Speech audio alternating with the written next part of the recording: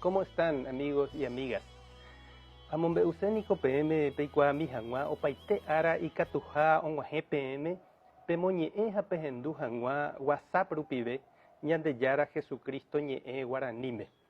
Quiero que sepan que cada día está a su alcance recibir para leer y escuchar en el WhatsApp el Evangelio del día, la palabra de Jesús en guaraní.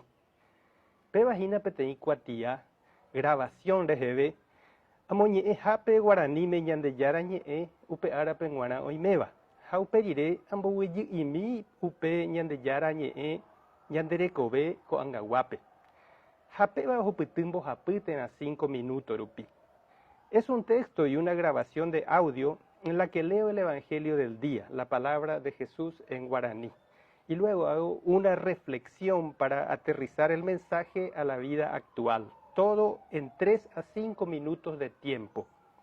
Oiméramo peipotá y catupe ahí oreve WhatsApp tena correo electrónico rupive romonguaje hangua PM. Si desean recibirlo, pueden escribirnos por WhatsApp o por correo electrónico. Ha oiméramo pendegustá, ha oremo iruseco tembiapope y catu abei pembo hasayei con Ñandejára Ñe'ê pende contactos a grupo Cuérape.